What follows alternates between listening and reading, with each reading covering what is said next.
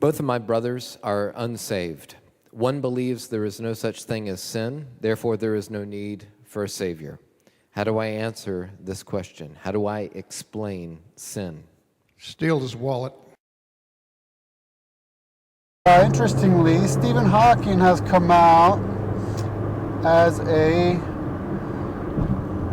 atheist of the positive affirmation of God's non-existence denomination of atheism, or sect of atheism. That is to say that he claims to know that God does not exist. So now he can get busy providing us proof and evidence that God does not exist, because that is what he is claiming to know.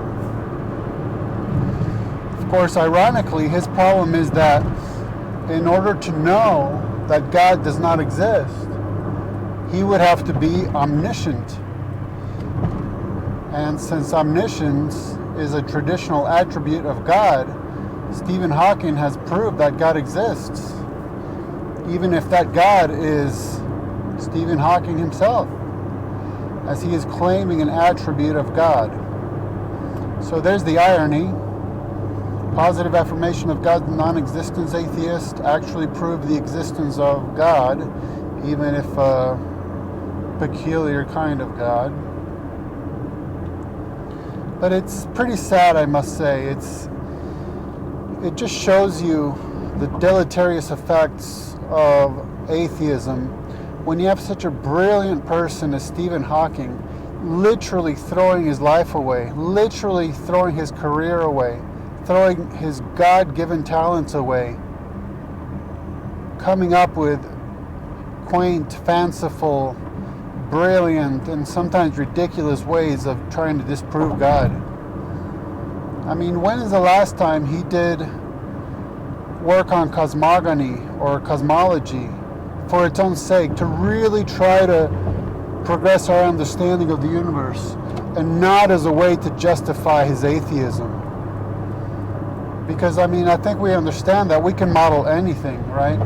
So he sits around conceiving models of the universe that have the happy side effect of allowing him to claim that, therefore, God does not exist. What a tragic waste. And think about how many scientists out there are doing the same things. You know, seeking that missing link, trying to prove Darwinian evolution, what have you.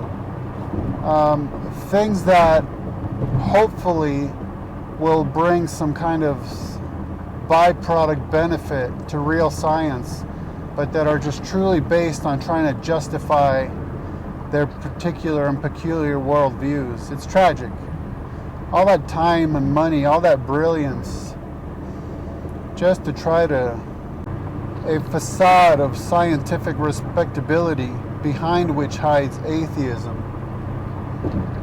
There they are in their imitation ivory towers, proclaiming supposed truths, empirical truths discovered by science, when they're really merely trying to express how they have uncovered the one true way, atheism. And indeed, this is the same Stephen Hawking who just years ago declared the death of philosophy. Well, I've yet to see him pose a scientific proof or evidence for the non-existence of God.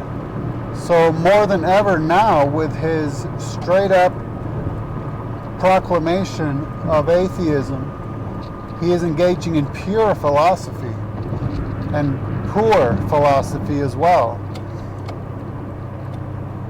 because he's claiming to know something without evidence. And I thought that was the problem in the first place. Isn't that blind faith against which he is supposed to be reacting in the first place? Well, here he is going at it. So I guess in the future we'll have to see what Stephen Hawking has to offer in the way of proof and evidence, hard scientific evidence, and none of that philosophical stuff, because it's dead, right? Let's see what he has to offer. Oh, and also not in the way of quaint mathematical based models. But what hard scientific evidence for all to see, for all to repeatedly experiment upon? What is he going to produce for us in the future? Frankly, it would be nice to see him getting back to work in his field of science and make actual contributions to actual science again, and stop trying to comfort atheists by giving them pull quotes and being able to point and say, you see, another very smart person is an atheist. Well, by golly, therefore it must be true. Lead us not into temptation, may his soul find the salvation of thy great eternal